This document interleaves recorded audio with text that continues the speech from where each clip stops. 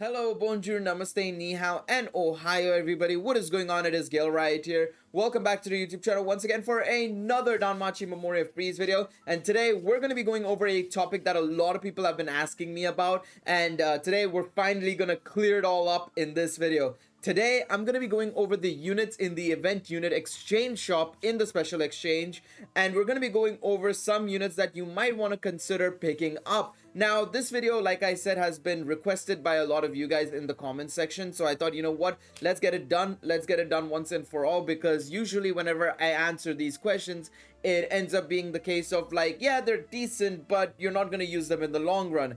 That being said, though, I do believe the event units in the exchange shop are very good for players just starting out. Players who are just starting out and need a good set of units to build a team with. I think some of these units can be quite usable and beneficial to those players. Now, before we get into this video, if you guys going to enjoy it, please be sure to leave a like down below, subscribe to the channel, and of course, leave a comment down below letting me know if you guys have picked up any of the free-to-play units. Let me know what you guys think about them, and of course, if you are an older player, do you guys think there was ever a free-to-play unit that was actually usable? I'm very curious to see what everybody has to say down below in the comments. Now, for those of you who don't know what the event unit exchange shop is, first and foremost, you have to go to the shop first and foremost, and then you go into special exchange, and then you scroll all the way down, you come to this tab called event units exchange, and you go in there and you see this full menu of like a bunch of units from the past events, basically. So what this shop is basically, right, is that it is a shop filled with units that have appeared as a free unit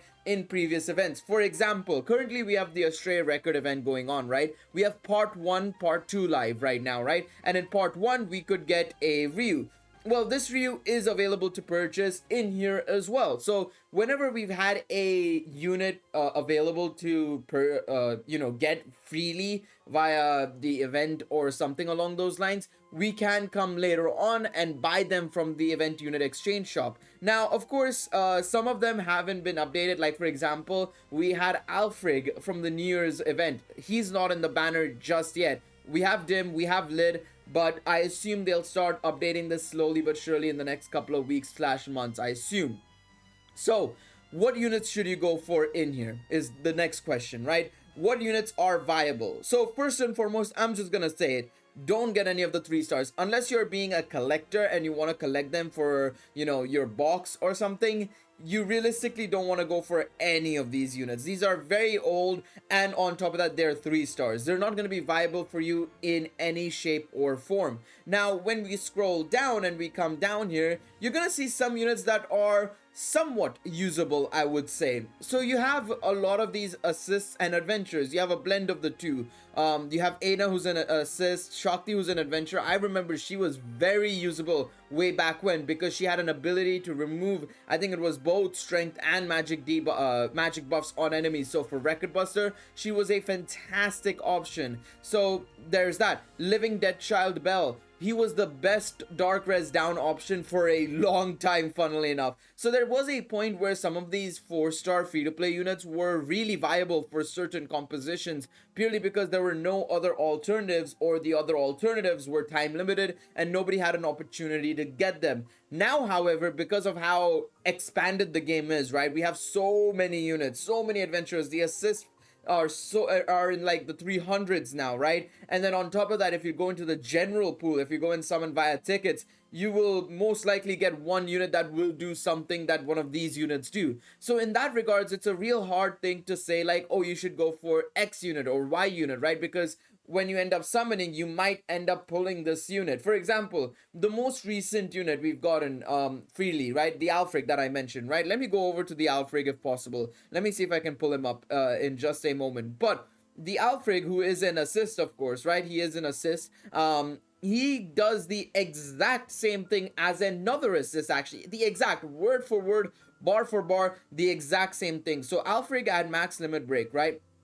He gives foes light res minus 15% and allies SR and magic 15%. Well, I say word for word, bar for bar, the same thing. Actually, there's one word that is interchanged basically. But if we go to Apollo, where is Apollo? There he is. So this Apollo, the first ever Apollo we got at max limit break, does fire and light res minus 15% and allies STR plus 15%. So what it is that this Apollo just gives minus 15% fire res now, and the Alfred gives 15% magic. Outside of that, they're the exact same thing. That being said, though, you can MLB Alfred much more easily than you can MLB this Apollo. Of course, one thing that this Apollo will have in favor of the Alfred is the stats, right? The stats for Alfred will be a little bit lower in comparison to Apollo, right? If you look at the stats, right, you can see the stats are much lower even, I would say, in comparison to Apollo. So there is that factor. But that being said, the fact that you can get a light res minus 15% unit right here in comparison to the other light res down units that are time limited, or Apollo, which is really, really old, so you have to get really lucky to pull him. Getting this guy MLB for free is a insane option. So of course, I'm gonna say whenever Alfred comes around, and if you are new to the game and you didn't play when Alfred was available to get in the New Year's event, right, that we got about a month and a half ago, the Valhalla Panic banner, you can wait and save up your event unit exchange tickets for this guy. He's going to be a great option for any team that is running a light composition. Basically, if you're running the 5th anniversary team or something and you don't have a light res down unit, this guy is a brilliant option. This guy really is a brilliant option. Outside of that, you do have some other units as well that are capable of being decent. Of course, Lid is a solid option as well, giving Earth Res and Thunder Res minus 15% and giving the unit he's on critical and penetration rate plus 20%, right? If you're running a team with Earth and Thunder based units, he's going to be fantastic. So you have recent options like that. Now, the one thing I will say, right, when we're going to look at the event exchange shop, right, is I would focus on looking at the assists more so than the adventurers. The adventurers, I feel, are units you're probably never going to use, in all honesty. They are far worse, far worse in comparison to actual, modern day units. There are only one or two where they were like somewhat decent, like I said, early on when the game was in its early days, when we needed units that could remove SR and magic debuffs. Or magic buffs, sorry, I keep saying debuffs. SR and magic buffs from the enemies, right? Like, for example, Reveria or Revis when we had their record busters. Shakti was a brilliant option, but now we have so many of those units that can remove SR and magic buffs that Shakti has been outdated easily, right? Same thing with Chloe. I remember Chloe being a very fantastic option for so many players because I think she had a very defensive style of play, which helped a lot of players out. Nowadays, because again, like I said, the adventures set of units, the amount of adventures we've had has increased exponentially, and of course, in terms of the power creep between the summonable units and the free-to-play units, it's been a drastic difference. That being said, though, the assist side of things, I will maintain. I think the assist side of things are much better to go for, because in terms of power creep, yes, there is a difference between the stats, like I showed you guys with Alfred versus Apollo.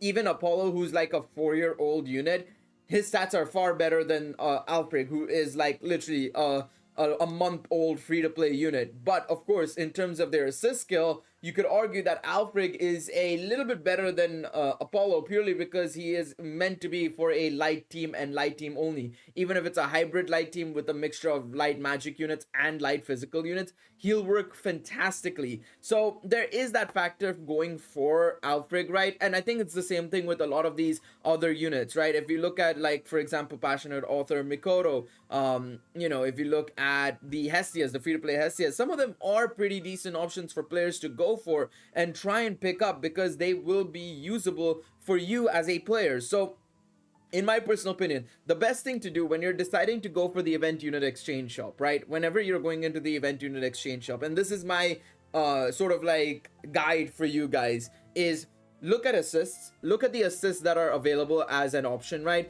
and see which units you want to go for and how they can help your team, right? For example, if we're going to look at a assist, like for example, I think this one, Divine Spirit Hestia, is a free-to-play assist. You can see the stats there, endurance based, right? Dark and Earth attack damage plus 10%, and foes damage received attack type all targets plus 10%. This is really good for if you're running a Dark team or an Earth team and you need something like this where you want to increase their damage. Say you don't have a unit like Alkitien, right? For example, from the 5th anniversary, who increases Earth attack damage plus 25%, which is far superior compared to this Hestia. But if you don't have her, this is a good alternative to help you increase your damage in game modes like Familiar Rush, Familiar Royale, Record Buster, because you're going to be using her in there to maximize your damage for those game modes where score matters, right? In PvP war games, not so much, right? You don't want to have this sort of unit in PvP slash war games, but as long as you have an option there, it's gonna be great. Goddess of Salvation Hestia, let's look at this. Water and wind attack damage plus 15%, and then she gives herself 3 instant effects of P-Res and M-Res plus 30% for 2 turns on allies. This is actually such a good unit, in all honesty. I didn't even realize how good this free-to-play unit was as well. Really good option as well, giving P-Res and M-Res to allies for 2 turns. Not too much, but it's something that's there and usable, in all honesty. So you have some of these units that are slight gems in, slight gems in the event unit exchange shop. The only issue, however, is the fact that their stats are extremely low.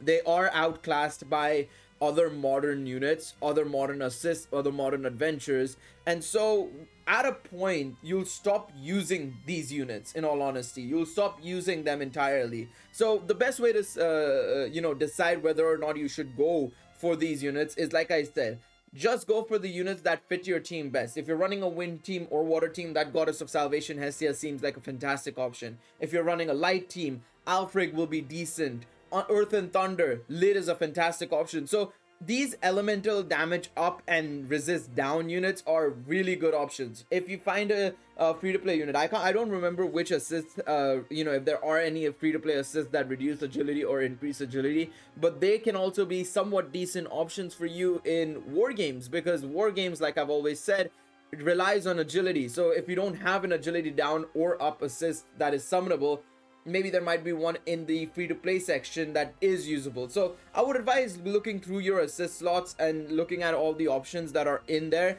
Obviously, I would also say, like, don't try and look too far beforehand. So like, if for example, let's go to the special exchange shop once again, go to event unit exchange. I would probably say look after Argonaut onwards for the assists, I would say, because from there on they slightly become a little bit more modern day by day, because again, Argonaut was the 2nd anniversary unit, right?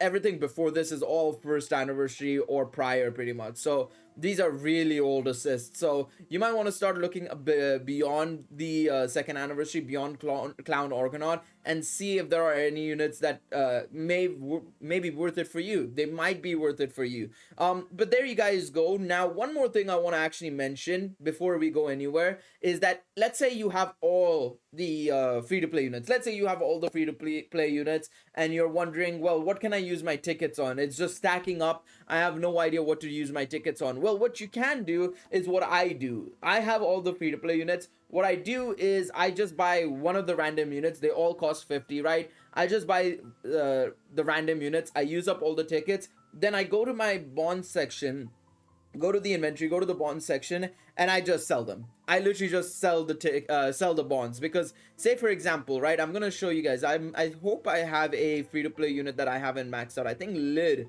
Let me just go down all the way. Let me go down all the way, because I assume I haven't maxed out Lid. Let me see. Oh no, I haven't maxed out Alfred as well. Perfect.